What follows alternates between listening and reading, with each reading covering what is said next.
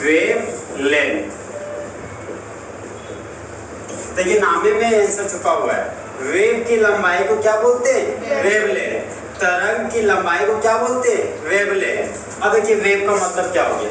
मान लीजिए कि जब हम लोग खाली समय में रहते तो अक्सर तालाब के पास रहते हैं, तो वहां मान लीजिए पत्थर मार दिए, शांत पानी था उसमें पत्थर मार दिए, तो पत्थर मारने के बाद देख रहे हैं कि कुछ ऐसे तरह मूवमेंट होने लगा, ये आपका वेव हो गया। फिर शाम हुआ तो शाम को पता चला कि सरस्वती पूजा का विसर्जन है, तो हम डीजे के पास डीजे में देख रहे हैं कि ढिचू ढिचू कर ऐसे, तो ये जो ढिचू ढिचू किया ना आपका, ये आपका वेव बन रहा है।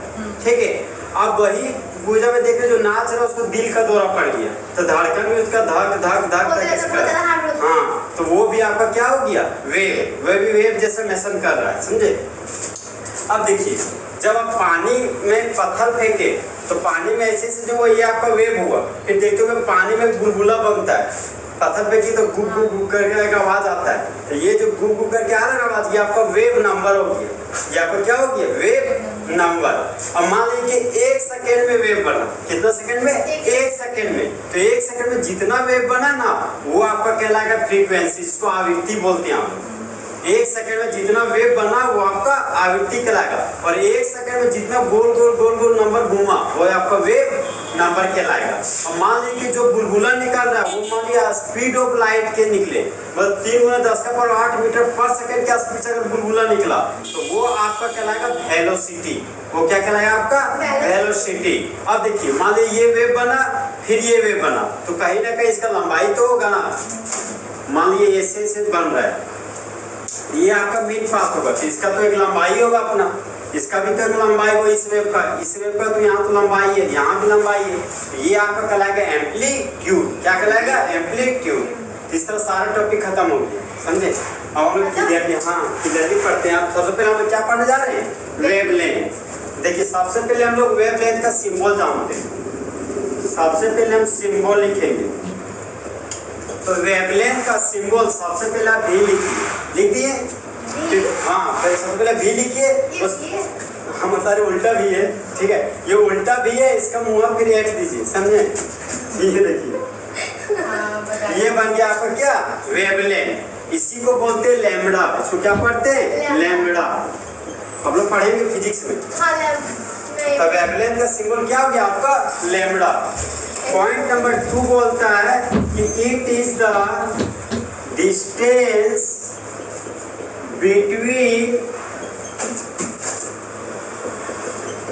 टू सक्सेसिव क्रेस्ट और ट्रफ्स। डेफिनेशन क्या बोला उसी को फिगर से दिखाते। देखिए ये हो गया आपका मेन पाथ, जिसको क्या बोलते हैं? मुख्य रास्ता। मतलब ये आपका शांत पानी होगी, ठीक है। आप पत्थर फेंके तब मूवमेंट होने वाला है। देखिए ये मूवमेंट हुआ, देखें कि ये ऊपर गया, फिर ये ग्राफ नीचे गया, फिर ये ग्राफ ऊपर गया, ये ग्राफ फिर से नीचे गया। तो ये जो उठा हुआ पार्ट है ना उसको बोलते हैं क्रेस्ट। क्या बोलते हैं? क्रेस्ट। उसी को यहाँ पे लिखे हैं क्रेस्ट, ठीक है। और ये जो घुमा हुआ पार्ट है ना उसको बोलते हैं ट्रफ। T4 क्या हो गया? ट्रफ। फिर ये जो उठा हुआ पार्ट उसको क्या बोलिएगा? क्रेस्ट। और इसको क्या बोलते हैं? ट्रफ। अब देखिए दो लगातार, अच्छा सुनिएगा, दो लगातार क्रेस्ट के बीच की दूरी को वेवलेंथ बोला जाता है। दो लगातार ट्रफ के बीच की दूरी को क्या बोलते हैं? वेवलेंथ। मतलब इसका मतलब ये भी हो गया, देखिए क्रेस्ट का मतलब होता है शीर्ष, ठीक है, आप सुनेंगे शीर्ष, और ट्रफ का मतलब होता है गर्भ। ये जो दो उठा हुआ पार्ट है उसको, उसके बीच के लंबाई को क्या बोलते हैं? वेवलेंथ। और ये दो जो घुमा हुआ पार्ट है उसके बीच के लंबाई को क्या बोलते हैं? वेवलेंथ। अब परिभाषा बोलते हैं कि दो लगातार क्रेस्ट के बीच के डिस्टेंस को वेवलेंथ, दो लगातार ट्रफ के बीच के डिस्टेंस को वेवलेंथ, दो लगातार शीर्षों के बीच की दूरी को वेवलेंथ कहते हैं, और दो लगातार गर्तों के बीच की दूरी को वेवलेंथ बोलते हैं। ओके, अब ये परिभाषा बोलता है कि हाँ, दो लगातार शीर्षों और गर्तों के बीच की दूरी है तरंग धैर्य। हाँ हाँ, इसको क्या बोलते हैं? तरंग धैर्य। तरंग धैर्य आपको पढ़ेंगे। अरे हाँ, पढ़ना टाइम में आप लोग नहीं पढ़े, आप लोग गलती है, समझे? बोलिए, हिंदी बोलिए तो दो लगातार शीर्षों और गर्तों के बीच की दूरी है वेवलेंथ। तो वेवलेंथ का सिंबल क्या हो गया? लैम्बडा। तो दो लगातार क्रेस्ट के बीच के डिस्टेंस को वेवलेंथ और दो लगातार ट्रफ के बीच के डिस्टेंस को वेवलेंथ। हाँ, इसको लैम्बडा भी बोल सकते हैं। ठीक है, फोटो क्लिक कीजिए।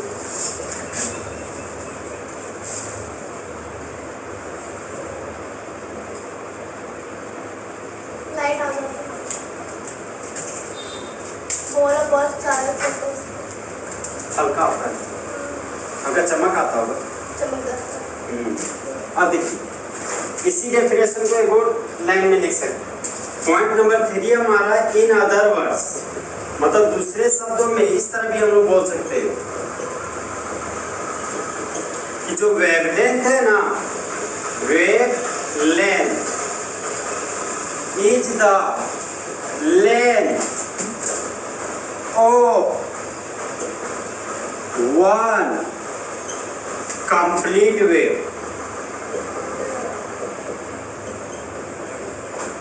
ये क्या बोलता है? बोलता है कि एक कंप्लीट वेव की लंबाई है वेवलेंथ। तो कंप्लीट वेव का मतलब कि देखिए, जिस तरह बॉयज और गर्ल्स को एक साथ क्या बोलते थे? स्टूडेंट। तो उसी तरह क्रेस्ट और ट्रफ को क्या बोलिएगा? वेवलेंथ। उसी को क्या बोलिएगा? Complete wave. मतलब जब एक क्रेस्ट और एक ट्रफ होगा तो कितना वेव बनेगा? एक कंप्लीट वेव। अगर दो क्रेस्ट दो ट्रफ होगा तो दो कंप्लीट वेव। अगर 10 क्रेस्ट और 10 ट्रफ होगा तो 10 कंप्लीट वेव बनेगा। ठीक है, ये हो गया आपका मेन पाथ, जिसको मुख्य रास्ता बोल रहे थे। ठीक है, मान लीजिए ये वेव देखिए बना, ये क्रेस्ट बन गया आपका, और ये आपको क्या बन गया? ट्रफ। और यहाँ पर ये हो गया आपका बाउंड्री, ये हो गया आपका क्रेस्ट, ये हो गया आपका ट्रफ। इसको क्या बोलते हैं? एक कंप्लीट वेव। तो एक कंप्लीट वेव की लंबाई को भी क्या बोलते हैं हम लोग? Wave length. क्या बोलते हैं? Wave length. ये बात समझ में आया? कंप्लीट वेव किसको बोलिएगा? जिसके पास एक क्रेस्ट और एक ट्रफ हो, वही आपको क्या कहलाएगा? Complete wave. देखिए,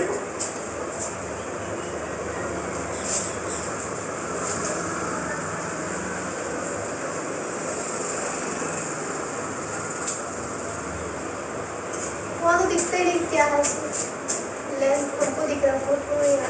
नहीं, आप नोट्स भेजेंगे ना, कंफ्यूजन होगा तो फिर इससे देखिएगा, समझे? अब आता है हमारा नेक्स्ट आता है यूनिट। मान लीजिए कि वेव का लंबाई तो कैसे मापिएगा? हाथ से माप दीजिएगा उसको। माप से तो वेव इतना छोटा होता है, हमको आँख से भी नहीं दिखता है, समझे? वेव बहुत छोटा होता है। पानी वाला है तो आप देख पाते, तो कीजिए थोड़ी देख पाते। पानी वाला में हवा चला तो सन चला, तो सन चल रहा है तो पता ही नहीं चल रहा है कि उसमें कितना वेव बन गया, तो समझे? तो हम लोग लग रहा है कि हम लोग देख पा रहे हैं, रियली में कीजिए थोड़ी कर पा रहे हैं कितना वेव रियली में बन गया, सो हम लोग महसूस कर पा रहे हैं।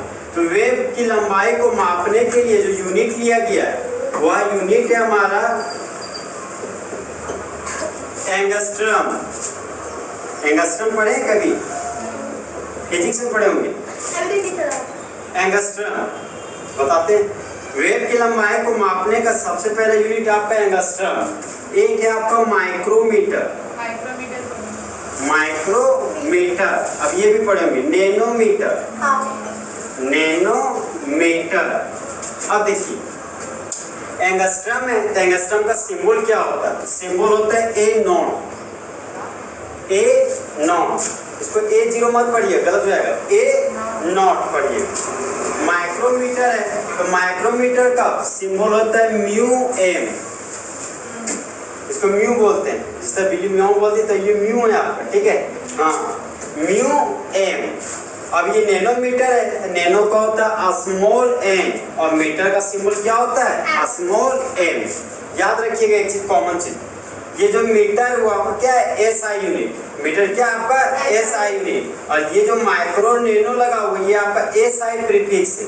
ये आपका क्या है, एसआई प्रीफिक्स। देखिए ना, मीटर है, मीटर है, ठीक है। और हम बोल रहे हैं ना कि एंगस्ट्रॉम का सिंबल तो क्या हो गया, ए नॉट। माइक्रोमीटर का सिंबल म्यू एम और नैनोमीटर का सिंबल स्मॉल एम। अब देखिए 1 एंगस्ट्रॉम बराबर होता है 10 का पावर माइनस 10 मीटर। हाँ ये वाला लिख लिया है। से लिखिए ना, 1 एंगस्ट्रॉम बराबर कितना होता है, 10 का पावर माइनस 10 मीटर। माइक्रोमीटर है तो 1 माइक्रोमीटर बराबर कितना होता है, 10 का पावर। देखिए यहाँ पे माइक्रो है ना, तो माइक्रो 10 का पावर माइनस 6 को बोलते हैं। अगर मिली रहा था तो 10 का पावर माइनस 3। तो यहाँ माइक्रो तो क्या लिखिएगा, 10 का पावर माइनस 6। यहाँ पर लिख दिया 10 टू दी पावर माइनस 6 और मीटर था तो यहाँ पर लिख दिए मीटर। तो 1 माइक्रोमीटर बराबर हो गया 10 का पावर माइनस 6 मीटर। अब देखिए ये आपका 1 नैनोमीटर, तो नैनो का वैल्यू कितना हो गया, 10 का पावर माइनस 9। यहाँ पर लिख दिया 10 का पावर माइनस 9 और यहाँ पर मीटर लिखा हुआ है तो यहाँ पर लिख दिए मीटर। अब देखिए ये क्या हो गया कि माइनस का मतलब क्या हो गया कि छोटा पार्ट है। जब भी माइनस दिखेगा तो छोटा पार्ट, अगर माइनस नहीं रहता तो ये क्या होता, बड़ा पार्ट। समझे आप लोग सुनते होंगे कि हाँ जो नैनोमीटर उसको हम लोग देख भी नहीं पाते, वो होता है आपका सॉल्यूशन का घोल। जब हम पढ़ाए थे बताए थे कि सॉल्यूशन जो हम लोग पढ़ते थे, सॉल्यूट है, सॉल्वेंट है, पानी है, बाहर से चीनी डाले अब घोल बना दिए तो वो घोल आपका 1 नैनोमीटर का होता है, 10 का पावर माइनस 9 मीटर का। अब उसमें पता नहीं चलता है कि चीनी किधर गया, इसमें इतना कंप्लीटली मिक्सिंग हो जाता है कि उन्हें पता नहीं चलता कि चीनी कहाँ गया। तो जो सॉल्यूशन का जो देखने का जो है यहाँ पे नैनोमीटर, उसको चेंज में जो सॉल्यूशन है वो आपको क्या 1 नैनोमीटर के बराबर होता है। सॉल्यूशन हमारा 1 नैनोमीटर के इक्वल हो जाता है। तो एंगस्ट्रॉम का सिंबल क्या हो गया, ए नॉट। माइक्रोमीटर का सिंबल म्यू है और नैनोमीटर का एन है, स्मॉल एन एम है। तो 1 एंगस्ट्रॉम बराबर कितना हो गया, 10 to the power minus 10 metre. 1 micrometre बराबर 10 to the power minus 6 metre और 1 नैनोमीटर बराबर 10 का पावर माइनस 9 मीटर। अगर 1 मिलीमीटर आता तो 10 का पावर माइनस 3 मीटर। तो वेवलेंथ का 3 इकाई है, मतलब मापने वेव की लंबाई को मापने के कितना यूनिट यूज किएगा, 3। पहला एंगस्ट्रॉम, दूसरा माइक्रोमीटर और तीसरा नैनोमीटर। खत्म हो गया, इतना ही पढ़ना।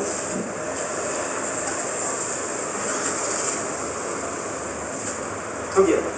तब बताइए वेवलेंथ का सिंबल क्या हो गया, लैम्बडा। वेवलेंथ का सिंबल क्या हो गया, लैम्बडा। और लैम्बडा को कैसे दिखाइएगा, उल्टा भी लिखिएगा और उसका मुंह टेढ़ा कर दीजिएगा, समझे। तो वो आपका क्या हो गया, लैम्बडा। अब बताइएगा कि दो लगातार शीर्ष और गर्त के बीच की दूरी को क्या बोलते थे, लैम्बडा। उसी को हम लोग क्या बोलते हैं, वेवलेंथ। और वही हमारा क्या है, तरंग। और एक कंप्लीट वेव को भी क्या बोलते हैं, वेवलेंथ। तो कंप्लीट वेव में कितना क्रेस्ट और कितना ट्रफ बनता है, 1 क्रेस्ट और 1 ट्रफ को क्या बोलते हैं, एक कंप्लीट वेव। अगर 10 क्रेस्ट और 10 ट्रफ रहा तो 10 कंप्लीट वेव, 20 ट्रफ को 20 wave, 20 complete wave, 20 complete wave बनेगा। नेक्स्ट है हमारा फ्रीक्वेंसी, फ्रीक्वेंसी जिसको आप पढ़ेंगे आवृत्ति। आवृत्ति सुनने में कान की सुनने की क्षमता होती है, वही आपका आवृत्ति कहलाती है, समझे। सबसे पहले हम बताएंगे कि फ्रीक्वेंसी का सिंबल क्या होता है। सबसे पहले हम लोग सिंबल लिखने जा रहे हैं। तो फ्रीक्वेंसी का सिंबल होता है आपका न्यू। सबसे पहले भी लिखिए, ये उल्टा नहीं सीधा भी है, ठीक है। इसको भी मुंह को टेढ़ा कर दीजिए। ये आपका क्या हो गया, न्यू। इसको क्या पढ़िएगा, न्यू, न्यू, समझा। इंग्लिश में NU, न्यू। ये फिक्स है पढ़े। हाँ, ये फिर पढ़ेंगे। फ्रीक्वेंसी का सिंबल क्या हो गया आपका, न्यू। पॉइंट नंबर 2 बोलते हैं कि it is the number of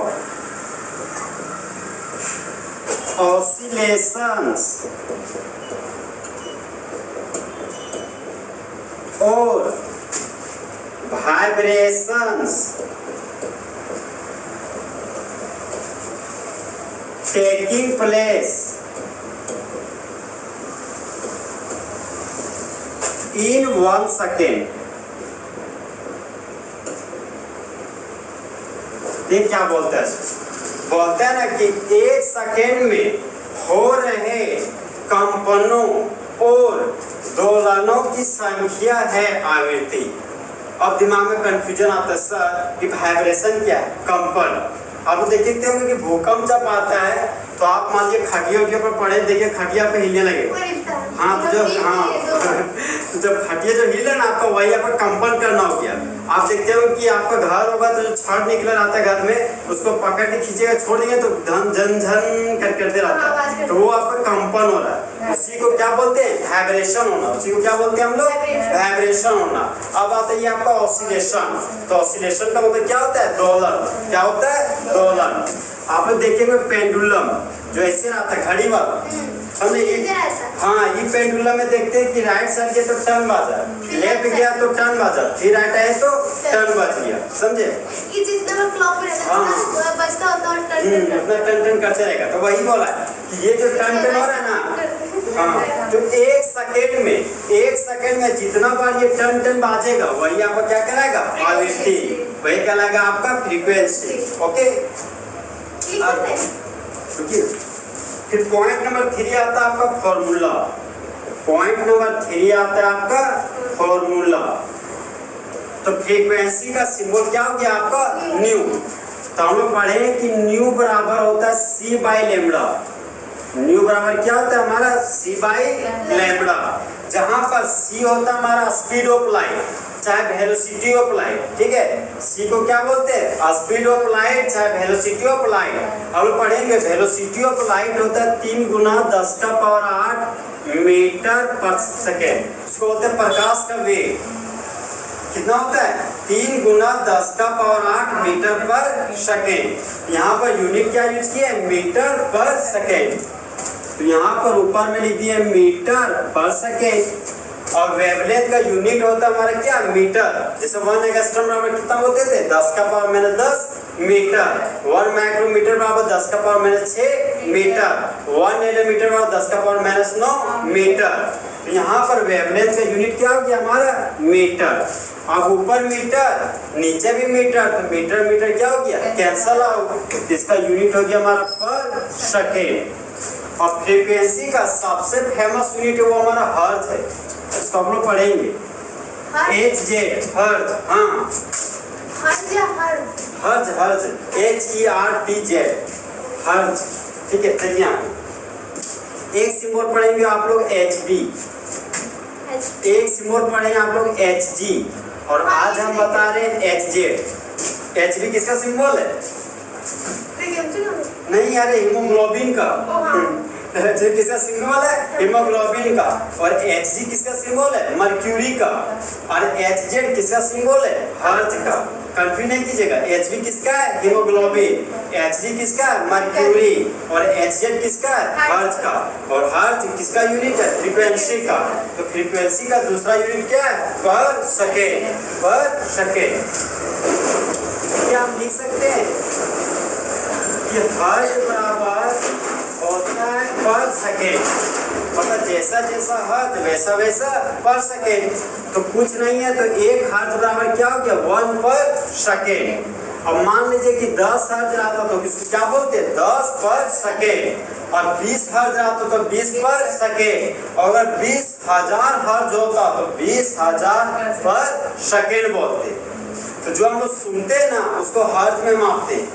तो हम लोग सुनने की क्षमता होती है उसको किस में मापते हैं हम लोग, हर्ट्ज में। बोला भी जाता है कि कान को सुनने की क्षमता होती है 20,000 हर्ट्ज होती है।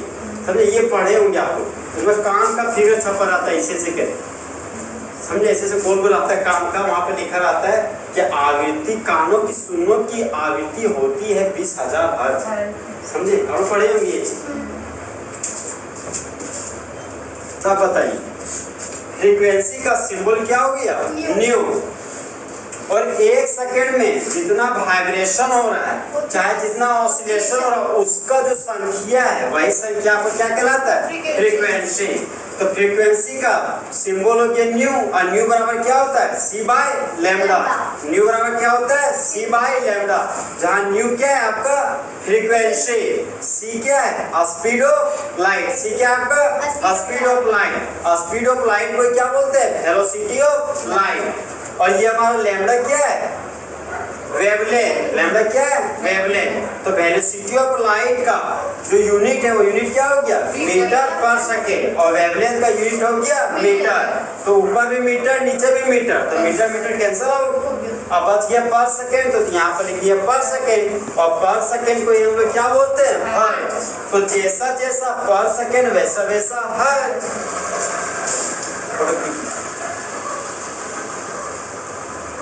डरवाइएगा नहीं, समझे? छोटा छोटा है लेकिन बहुत कंफ्यूज कर रहा है। बहुत ज्यादा कर रहा है। यहाँ पे आता है लाइट जोन। हाँ, ऑसिलेशन प्रोडक्ट आता है। ऑसिलेशन अरे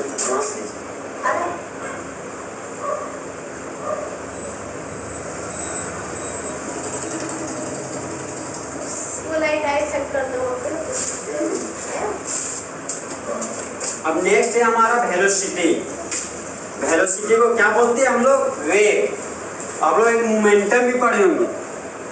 अरे मोमेंटम संवेग। हाँ। वेग और एक क्या पढ़े आप लोग? संवेग। तो आज हम लोग संवेग नहीं पढ़ेंगे, आज हम लोग सिर्फ वेग पढ़ेंगे। ये हो गया हमारा वेलोसिटी। तो वेलोसिटी का आज तक हम लोग जो सिंबल पढ़े वो सिंबल क्या पढ़े? v। वेलोसिटी का सिंबल क्या होता है? v। लेकिन जो वो किस केस में होता है सब बता देते थे। वो होता था ह्यूमन बीइंग के केस से, ट्रेन के केस में। लेकिन आज हम लोग कौन सा केस पढ़ रहे हैं? वेव वाला केस। तो वेव वाला केस में वेलोसिटी का सिंबल क्या लीजिएगा? c। नहीं, वेलोसिटी का सिंबल क्या लीजिएगा? c। c for cc। Velocity का सिंबल क्या हो गया? c।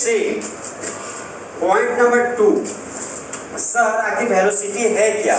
तो बोलते हैं ना कि it is the distance travelled by a wave in 1 second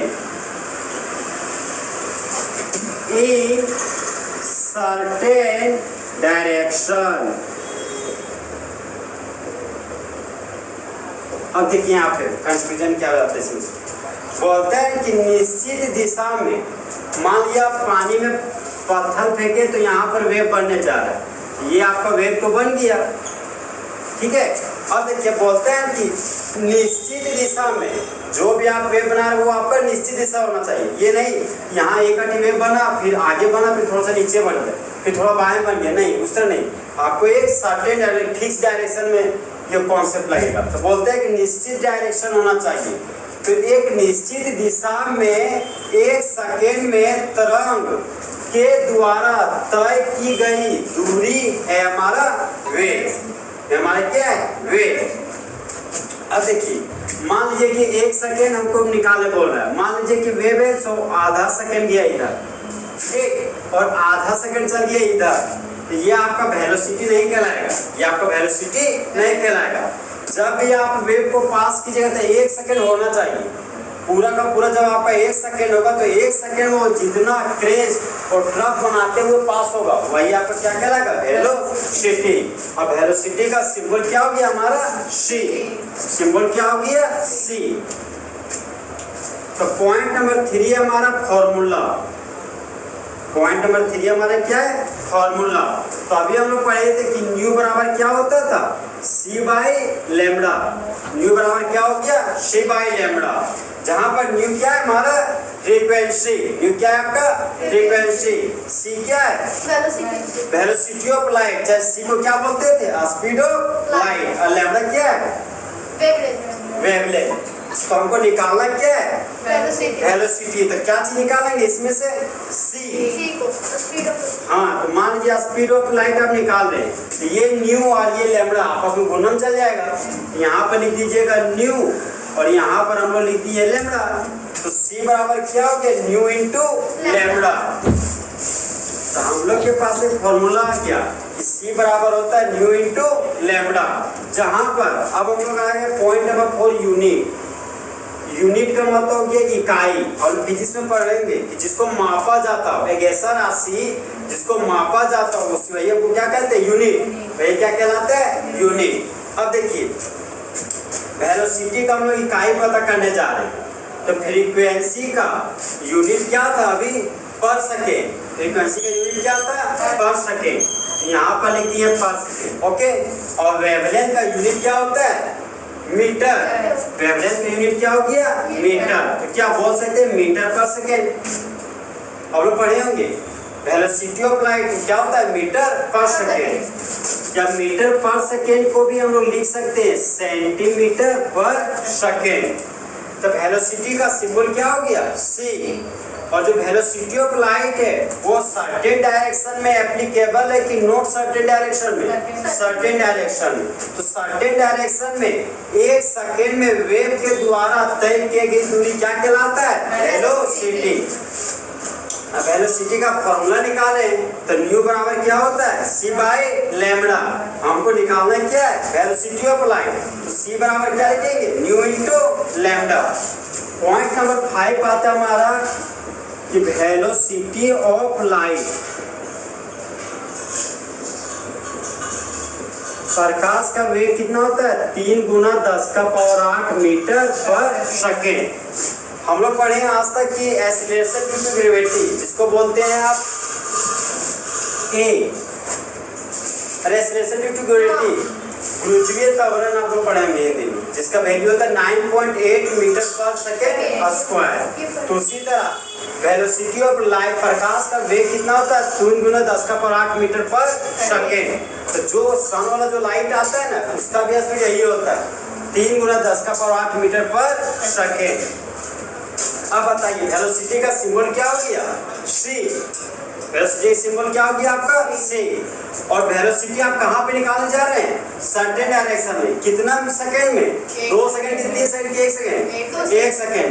अरे 1 सेकंड में समझे, 1 सेकंड में एक निश्चित दिशा में कितना दूरी तय किया वेव, वही आपको क्या कहलाएगा, वेलोसिटी। तो फॉर्मूला निकालना है, तो हम लोग पास फेमस फॉर्मूला कौन सा है, न्यू बराबर C बाई लैम्बडा। तो C बराबर क्या हो गया, न्यू इंटू लैम्बडा।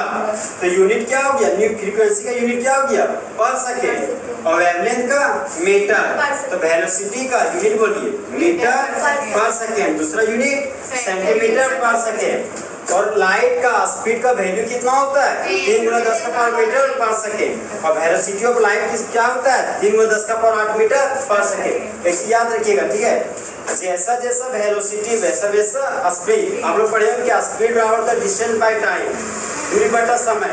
अब वेलोसिटी बराबर पढ़े हुए डिस्प्लेसमेंट बटा टाइम, मतलब विस्थापन बटा समय। समझे, समय। तो कंफ्यूज नहीं कीजिएगा, स्पीड और वेलोसिटी आपको लगभग सेम चीज है, ठीक है। इसमें गड़बड़ है ना कुछ, ये देखो पता नहीं, अच्छा छोड़ दीजिए, नोट्स में भेजेगा ना उस पर नहीं लिए। नेक्स्ट आता है हमारा टाइम पीरियड। नेक्स्ट आता है आपका वेव नंबर। उसका टाइम पीरियड बता दें, वेव नंबर। सबसे पहले हमें वेव नंबर का सिंबल लिखेंगे, ठीक है। वेव नंबर का क्या लिखेंगे, सिंबल। तो फ्रीक्वेंसी का सिंबल क्या था, V था। इसका मुंह को टेढ़ा कर रहे थे हम लोग। तो ये हो गया हमारा न्यू, जो क्या हो गया, फ्रीक्वेंसी, ठीक है। अब फ्रीक्वेंसी के ऊपर एक लाइन खींच दीजिएगा ना, ये हो गया आपका वेव नंबर। ये क्या हो गया, वेव नंबर। पॉइंट नंबर 2 आता है हमारा कि वेव नंबर है ना, सो बराबर होता है। तो लिखेंगे wave number is equal to the reciprocal of wavelength. अब देखिए इसका मतलब क्या हो गया, और वेव नंबर का सिंबल क्या हो गया, न्यू बार। यहाँ पर लिख दिए न्यू बार बटा 1 बटा लैम्बडा। जैसे हम लोग मोबाइल नंबर याद करते हैं ना, इसी तरह केमिस्ट्री क्या होता है, वेव नंबर। साइंटिफिक देखिए उसको भी, तो यहाँ पे न्यू बार बराबर क्या हो गया, 1 बाय लैम्बडा। अब देखिए बोलते हैं कि वेव नंबर बराबर है, देखिए अच्छा से, वेव नंबर बराबर है किसका बराबर है, रेसिप्रोकल ऑफ वेवलेंथ, मतलब रेसिप्रोकल का मतलब क्या, रेशियो, देखिए ना, रेसिप्रोकल का हाथ पकड़िए, हाथ से क्या हो गया, रेशियो, और रेशियो का मतलब क्या हो गया, बट्टा। तो wave number is equal to the reciprocal of wavelength. तो पॉइंट नंबर 3 हो गया हमारा यूनिट। सर आखिर इसका यूनिट क्या होता है, अब देखिए, तो वेवलेंथ का यूनिट क्या था, मीटर, वेवलेंथ का यूनिट क्या था आपका, मीटर, और मीटर नीचे ऊपर जाएगा तो क्या बन जाएगा, पर मीटर, नहीं मीटर नीचे से ऊपर जाएगा तो पर मीटर बन जाएगा। तो यूनिट हो गया न्यू बार का पर मीटर। अगर सेंटीमीटर आता तो क्या हो जाता, पर सेंटीमीटर, ये हो गया मेरा पर सेंटीमीटर। और वेव नंबर क्या होता था, बताए थे, जब आप पानी में पत्थर मारिएगा तो जितना बुलबुला बनेगा वही बुलबुला, जितना बुलबुला का नंबर बनेगा वही नंबर क्या कहलाएगा आपका, वेव नंबर। तो वेव नंबर का सिंबल क्या हो गया आपका, न्यू बार। और वेव नंबर किसका रेसिप्रोकल होता है, वेव लेंथ का। तो न्यू बार बराबर क्या हो गया, 1 बाय लैम्बडा, न्यू बार बराबर क्या हो गया, 1 बाय लैम्बडा। और लैम्बडा का यूनिट क्या होता है, मीटर। तो मीटर नीचे से ऊपर गया तो क्या बन गया, पर मीटर, और दूसरा यूनिट क्या हो गया, पर सेंटीमीटर। तो वेव नंबर का सिंबल क्या हो गया, न्यू बार। वेव नंबर किसका रेसिप्रोकल है, वेव लेंथ का। इसका यूनिट क्या हो गया, पर मीटर, और अदर यूनिट हो गया पर सेंटीमीटर। बताना मैं कौन किया, पता नहीं आप रखे लो, अरे नीचे गिर गया।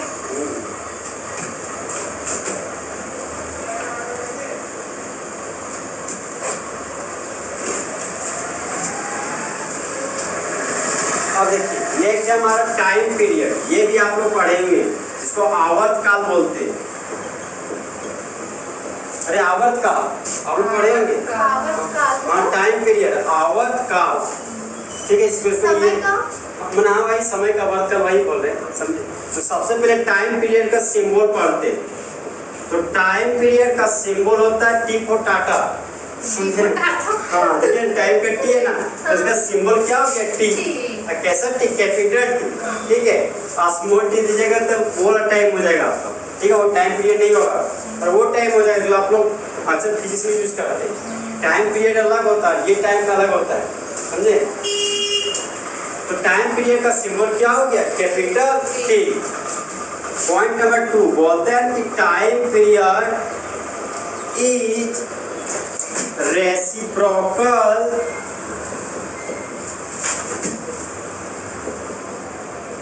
To the frequency. अब देखिए बोला टाइम पीरियड, तो टाइम पीरियड का सिंबल क्या हो गया हमारा, टी। अब बोल रहा है इज इक्वल टू द, ठीक है छूट गया, इज इक्वल टू द, यहाँ इक्वल टू का साइन दे दिए। अब बोलता है रेसिप्रोकल में, मतलब बट्टा में कुछ आने वाला, वो कौन आने वाला है, फ्रीक्वेंसी। तो फ्रीक्वेंसी का सिंबल क्या हो गया, न्यू। फ्रीक्वेंसी का सिंबल क्या हो गया आपका, न्यू। तो टाइम पीरियड बराबर क्या हो गया, 1/न्यू। अब बताइए, हम लोग क्या बोल सकते हैं कि टाइम पीरियड है सो इनवर्सली प्रोपोर्शनल है फ्रीक्वेंसी का, देखिए ना, इनवर्सली प्रोपोर्शनल है। देखिए अगर टाइम पीरियड डायरेक्टली प्रोपोर्शनल होता तो ये टाइम पीरियड ये फ्रीक्वेंसी अगर डायरेक्टली प्रोपोर्शनल होता तो टाइम पीरियड बढ़ाइएगा तो फ्रीक्वेंसी बढ़ जाएगा, और टाइम पीरियड घटाइएगा तो फ्रीक्वेंसी घट जाएगा। और ये जो टाइम पीरियड और फ्रीक्वेंसी भी क्या है, इनवर्सली प्रोपोर्शनल है, जिसको युद्ध कर्मानुपाती बोलते हैं, और डायरेक्टली प्रोपोर्शनल को समानुपाती। तो अभी देखिए ये टाइम पीरियड ये फ्रीक्वेंसी है, ये टाइम पीरियड होगी ये फ्रीक्वेंसी। अब टाइम पीरियड बढ़ाए तो फ्रीक्वेंसी घट गई। अब देखिए ये टाइम पीरियड ये फ्रीक्वेंसी, फ्रीक्वेंसी बढ़ाए टाइम पीरियड घट गई, और दूसरे एक दूसरे क्या है, इनवर्सली प्रोपोर्शनल। तो टाइम पीरियड बराबर क्या हो गया, 1/न्यू। तो फ्रीक्वेंसी का यूनिट क्या होता है, पर सेकेंड, और पर सेकेंड नीचे से ऊपर गया तो क्या हो गया, सेकेंड। क्या हो गया आपका, सेकेंड। इसलिए जब हम न्यूमेरिकल बनाते हैं तो अक्सर टाइम का जो सिंबल है वो, सॉरी जो टाइम है उसका यूनिट अक्सर हम क्या यूज करते हैं, सेकेंड। क्या यूज करते हैं, सेकेंड। तो टाइम पीरियड का सिंबल क्या हो गया, कैपिटल टी। टाइम पीरियड का सिंबल हो गया आपका कैपिटल टी। और टाइम पीरियड किसका रेसिप्रोकल होता है? फ्रीक्वेंसी का। किसका रेसिप्रोकल होता है? फ्रीक्वेंसी का। तो फ्रीक्वेंसी का यूनिट क्या हो गया? पर सेकेंड। और पर सेकेंड नीचे से ऊपर गया तो क्या बन गया? सेकेंड। तो बताइए अगर टाइम बढ़ा रहे हैं तो फ्रीक्वेंसी बढ़ेगा घटेगा कि बराबर रहेगा? बराबर रहेगा। अगर ये बढ़ा रहे हैं तो फ्रीक्वेंसी घटेगा, और अगर हम टाइम पीरियड घटा रहे हैं तो फ्रीक्वेंसी बढ़ेगा। क्या होगा? बढ़ेगा। सबसे लास्ट टॉपिक अब हमारा बचा एम्पलीट्यूड। ठीक है, क्या बचा? एम्पलीट्यूड, जिसको पढ़ते हैं आयाम। हाँ, आराम नहीं, क्या हो गया आपका? आयाम। अरे आपका एटीट्यूड नहीं है, क्या है? एम्पलीट्यूड। ठीक है, इसको क्या पढ़ेगा? एम्पलीट्यूड। इसको क्या बोलते हैं? आयाम। क्या बोलते हैं? आयाम। तो सबसे पहले एम्पलीट्यूड का सिंबल पढ़ते हैं। तो एम्पलीट्यूड का सिंबल हो गया हमारा स्मॉल ए। सिंबल क्या हो गया? स्मॉल ए। पॉइंट नंबर 2, पूछे सर आखिर ये एम्पलीट्यूड है क्या? तो बोलते हैं कि एम्पलीट्यूड है ना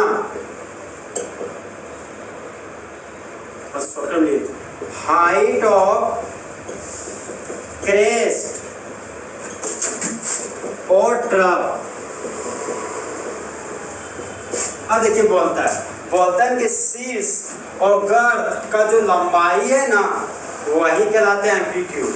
इसको ऐसे भी बोल सकते हैं, अगर मान लो कि क्रेस्ट उठा हुआ पार्ट है तो झुका हुआ पार्ट हमारा ट्रफ होगा। तो height of crest and depth of trough is known as amplitude. समझ पा रहे क्या बोल रहे? सुन, अब देखिए क्या है। अब पत्थर फेंके तो वेव बना, ये वेव एक ऊपर गया एक वेव नीचे आया, फिर एक ऊपर गया एक वेव नीचे आ गई।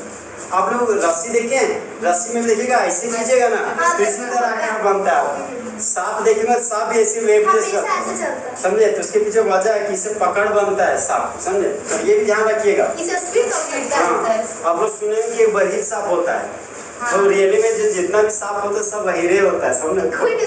कोई नहीं सुनता, समझे? और आप लोग सोचते हैं कि आखिर हम लोग चलते हैं तो देखते हैं कि सांप साइड जाता है, ताकि क्यों होता है? तो वो आवाज सुनता नहीं है, वो वाइब्रेशन आपका सुनता है। अब धक बाजिएगा ना तो आपका जो पैर का आवाज जो बजा ना वो वाइब्रेशन से महसूस किया कि लगता कोई आ रहा है, तो वो अनुभव से साइड होता है। अब लोग देखिए, हाँ अब लोग देखते होंगे कि जो बीन बजाता है ना वो बीन में वो कान थोड़ी सुन रहा है, उसके पास काने नहीं होता है सांप के पास। वो वाइब्रेशन जो बीन करता है ना उस वाइब्रेशन से सांप नाचता है। तो वाइब्रेशन कैसे करेगा? तो नीचे थोड़ी बीन बजता है। अरे जैसे देखिए बीन आप बजाए ना, हमारे चल रहे हैं तो ठक ठक देखिए आवाज किया ना, ये जो आवाज किया ना उस आवाज को वो अनुभव करता, मतलब ये जो आप किए यहाँ से आवाज निकला ना वो कंपन करता हुआ निकला। तो आगे लोग दिखाते कान बंद कर देते हैं सब। अरे वो सब फॉल्स है, समझे? उस फिल्म में था, रियल लाइफ में सच्चाई नहीं है, समझे? तो रियल लाइफ में डायरेक्ट नहीं होते? अब ये तो कहा नहीं जा सकते। नहीं होते हैं। अच्छा बताते हैं, देखिए यहाँ पे ये देखिए, ये आपका वेव बन गया, ये आपका क्रेस्ट है और ये आपका क्या हो गया? ट्रफ। ये क्रेस्ट है, ये आपका ट्रफ। अब देखिए ये जो क्रेस्ट का जो लंबाई है ना, ये जो आपका क्रेस्ट का लंबाई है यही क्या कहलाएगा? एम्पलीट्यूड। ये जो ये जो ट्रफ का लंबाई है यही क्या कहलाएगा? एम्पलीट्यूड। ये आपका क्रेस्ट का जो लंबाई यही क्या कहलाएगा? एम्पलीट्यूड। और ये जो ट्रफ का जो लंबाई है यही क्या कहलाएगा? एम्पलीट्यूड। अब बताइए, शुरू से जा रहे हैं, क्योंकि सबसे पहले हम क्या पढ़े थे? वेवलेंथ। तो वेवलेंथ का सिंबल क्या हो गया? लैम्डा। वेवलेंथ का सिंबल क्या हो गया? लैम्डा। हाँ, तो हम बोल रहे दो लगातार शीर्षों और गर्तों के बीच की दूरी को क्या बोलते हैं? वेवलेंथ। क्या बोलते हैं? वेवलेंथ। और वेवलेंथ निकालने का एक फेमस फॉर्मूला था न्यू बराबर सी बाई लैम्डा। और आप लैम्डा निकालने जा रहे हैं तो फॉर्मूला ये सी बराबर न्यू इंटू लैम्डा। तो वेवलेंथ का 3 यूनिट, पहला एंगस्ट्रॉम, दूसरा माइक्रोमीटर, तीसरा नैनोमीटर। एंगस्ट्रॉम का सिंबल क्या हो गया? ए नॉट। क्या हो गया? ए नॉट। और माइक्रोमीटर को गया म्यू एम और नैनोमीटर का स्मॉल एम। तो 1 एंगस्ट्रॉम बराबर कितना हो गया? 10 का पावर माइनस 10 मीटर। और 1 माइक्रोमीटर बराबर 10 to power minus 6 metre. 1 nanometre बराबर 10 to power minus 9 हाँ 10 to power minus 9 metre. Second topic था हमारा फ्रीक्वेंसी। तो फ्रीक्वेंसी का सिंबल क्या था? न्यू। क्या था? न्यू। मतलब भी लिखिएगा उसका मुंह टेढ़ा कर दीजिएगा तो वही आपका हो जाएगा न्यू। अब बोल रहे हैं कि जो आपका फ्रीक्वेंसी है वो एक निश्चित डायरेक्शन में 1 सेकेंड में कितना ट्रेस और ट्रफ बना रहा, वही आपका क्या कहलाता था, फ्रीक्वेंसी। क्या कहलाता था, फ्रीक्वेंसी। और वेवलेंथ एक और था फेमस फॉर्मूला कि एक कंप्लीट वेव को क्या बोलते थे, वेवलेंथ। क्या बोलते थे, वेवलेंथ। तो एक क्रेस्ट और एक ट्रफ को क्या बोलते थे, एक कंप्लीट वेव, और वही एक कंप्लीट वेव हमारा वेवलेंथ कहलाता था। ठीक है, अब बोले कि एक निश्चित डायरेक्शन में, सोचो बोल रहे हैं कि हाँ जो फ्रीक्वेंसी आपका वो आपका क्या है, आवृत्ति। ठीक है, फ्रीक्वेंसी का सिंबल क्या हो गया हमारा, न्यू। और फ्रीक्वेंसी का यूनिट क्या हो गया, हर्ट्ज। फ्रीक्वेंसी का यूनिट क्या हो गया, हर्ट्ज। एक और यूनिट था पर सेकेंड। क्या था, पर सेकेंड। अब फ्रीक्वेंसी का फॉर्मूला हो गया न्यू बराबर c बाई लैम्बडा, जहाँ c हमारा क्या था, वेलोसिटी ऑफ लाइट। अब वेलोसिटी ऑफ लाइट का यूनिट क्या था, मीटर पर सेकेंड। और फ्रीक्वेंसी का पर सेकेंड, तो पर सेकेंड क्या हो गया, कैंसिल आउट। ऊपर में क्या बचा आपका, मीटर, c/s मीटर। अब बताइए, हम बोले कि वेव बन रहा है, तो जो क्रेस्ट का लंबाई है और जो ट्रफ का गहराई है वो क्या कहलाता है, एम्पलीट्यूड। क्या कहलाता है, एम्पलीट्यूड। और एम्पलीट्यूड का सिंबल क्या हो गया, स्मॉल ए। क्या हो गया सिंबल, स्मॉल ए। क्रेस्ट का हाइट और ट्रफ का गहराई वही क्या कहलाता है आपका, एम्पलीट्यूड। क्या कहलाता है, एम्पलीट्यूड। एक आता है टाइम पीरियड। टाइम पीरियड को क्या बोलते हैं, आवर्त का। तो टाइम पीरियड का सिंबल क्या हो गया, कैपिटल टी। क्या हो गया, कैपिटल टी। और कैपिटल टी बराबर क्या हो गया, 1/न्यू। कैपिटल टी बराबर 1/न्यू। तो टाइम पीरियड किसका रेसिप्रोकल है, फ्रीक्वेंसी का। किसका रेसिप्रोकल है, फ्रीक्वेंसी का। और फ्रीक्वेंसी का यूनिट क्या हो गया, पर सेकेंड। अब पर सेकेंड नीचे से ऊपर गया तो क्या बन गया, सेकेंड। तो टाइम पीरियड का यूनिट क्या हो गया, सेकेंड। टाइम पीरियड का यूनिट क्या हो गया आपका, सेकेंड। इस तरह हमारा पूरा तरीके से इलेक्ट्रोमैग्नेटिक रेडिएशन का टाइप क्या हो गया, खत्म।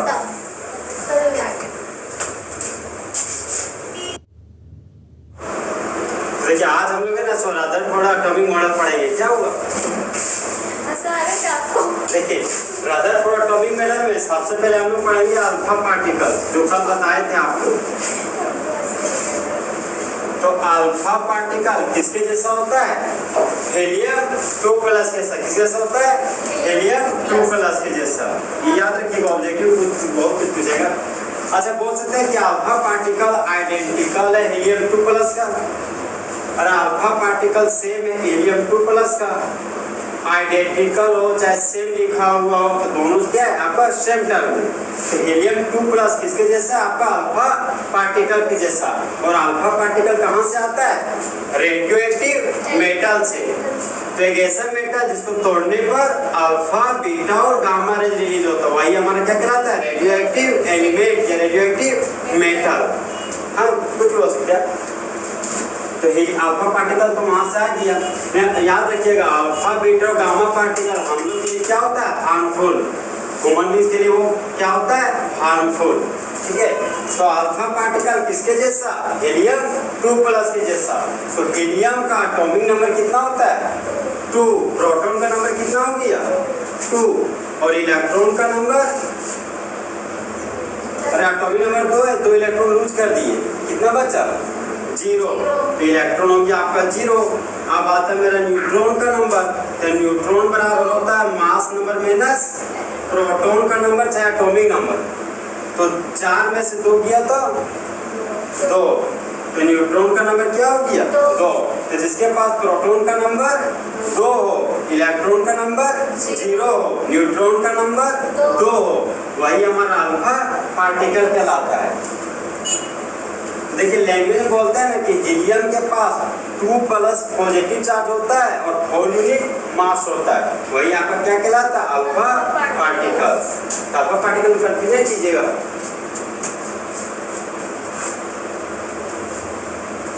एक नेक्स्ट था हमारा अल्फा स्कैटरिंग एक्सपेरिमेंट, याद है ना। नेक्स्ट हमारा था अल्फा स्कैटरिंग एक्सपेरिमेंट।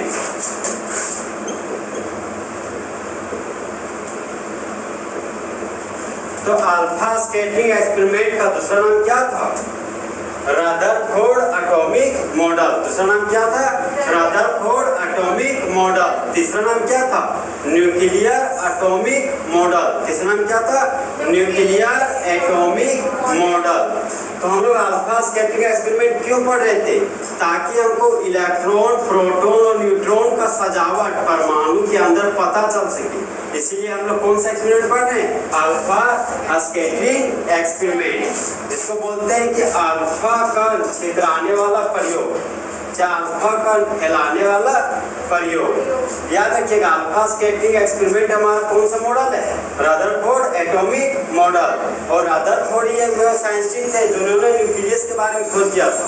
न्यूक्लियस के डिस्कवरी करने वाले कौन थे? रदरफोर्ड। इसीलिए अल्फा स्कैटरिंग एक्सपेरिमेंट को ही हम लोग प्यार से न्यूक्लियर एटॉमिक मॉडल भी कहते हैं। अब देखिए, आप जाने वो मॉडल बना लें, ठीक है, जो मॉडल आप पढ़े एक बार स्कूल है। ये आपका पोलोनियम का रेडियो एक्टिव मेटल। अब पोलोनियम आपका रेडियो एक्टिव मेटल है, कहीं ना कहीं यहाँ से अल्फा, बीटा और गामा रिलीज आपका होगा। ये हो गया मेरा पोलोनियम।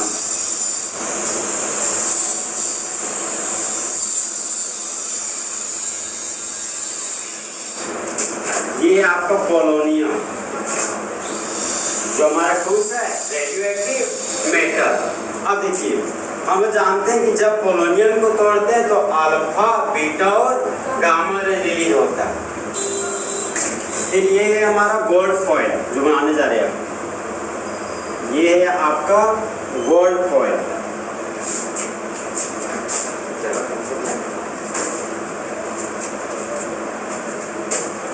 ये आपका एक सर्कुलर स्क्रीन।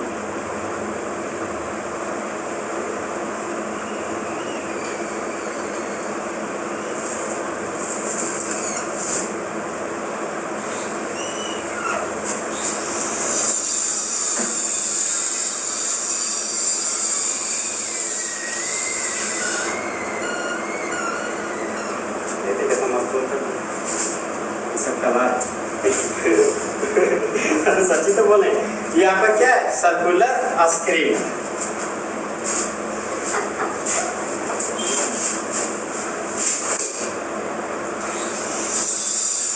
ये आपका सर्कुलर स्क्रीन। और ये जो चीज है ना, ये आपका जिंक सल्फाइड का लेप है।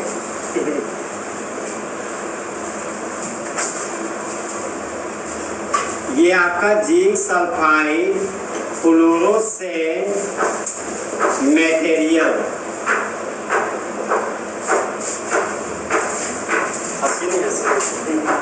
देखिए यहाँ पे ये जो स्क्रीन है, कैसा स्क्रीन? आपका गोलाकार स्क्रीन। इसीलिए इसको क्या हम लोग बोल रहे हैं? Circular screen. सर्कुलर स्क्रीन, हाँ, स्क्रीन का मतलब पर्दा। ये आपका क्या है? गोलाकार स्क्रीन। अरे स्क्रीन नहीं है, स्क्रीन स्क्रीन। अब देखिए, ये आपका गोल्ड का फॉइल है। गोल्ड गोल्ड पन्नी, सोना का पन्नी। अरे गोल्ड फॉइल, सोना का पन्नी। हाँ, अब हम बोलते हैं ना। देखिए गोल्ड फॉइल क्यों लिया गया? यहाँ पर आप गोल्ड का मेटल ना लेके एल्यूमिनियम का भी मेटल तो ले सकते थे।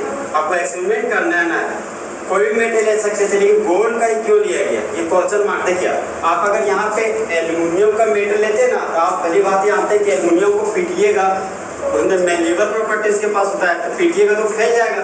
देखिएगा कुछ समय बाद देखिए वो टूट भी जाता है। एल्यूमिनियम का मेटल ज़्यादा पतला कीजिएगा तो टूट जाता है। तो होता है क्या कि गोल्ड का फॉइल को है ना, आपको बहुत ज़्यादा पतला भी कीजिएगा तो आसानी से नहीं टूटता है, समझे? तो बहुत ज़्यादा आप सुने होंगे कि हाँ, सोना का जो रहता है वो बहुत लंबा तार बनाया जाता है, खींचा जाता है। हाँ, कितना खींचा जाता है, वह खींच सकते हैं पकड़ के। आप ये भी देखते होंगे कि सोना में अगर 0.5 ग्राम भी ज़्यादा है ना, तो वो भी तोड़ा जा सकता है, समझे? और उसी को बड़ा तराजू पकड़िएगा तो नुकसान हो जाएगा आपको। उसके लिए एक स्पेशल तराजू है। सोना के लिए देखिए वो छोटा सा तराजू रहता है, देखिए यहाँ पे गोल्ड का फॉइल को इसलिए यूज किया गया है कि गोल्ड का फॉइल को आप कितना भी मैलिएबल किया, कितना भी पीट के पतला कीजिए, आसानी से आपका नहीं टूटेगा। लेकिन यहाँ पर जो गोल्ड फॉइल लिया गया है वो बहुत ही पतला है, उसका है 0.0004 सेंटीमीटर।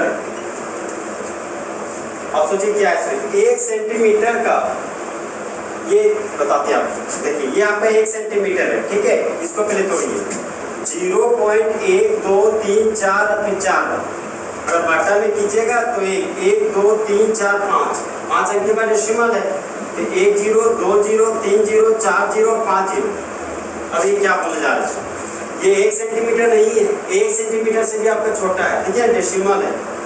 देखिए 1 सेंटीमीटर को अगर 1 सेंटीमीटर समझ रहे हैं कितना होगा, 1 सेंटीमीटर, 1 सेंटीमीटर इतना स्केल वाला सेंटीमीटर पूछ रहे हैं, मीटर नहीं पूछ रहे हैं, स्केल वाला शायद 1 सेंटीमीटर इतना ही होगा, तो 1.5 भी हो सकता है इतना।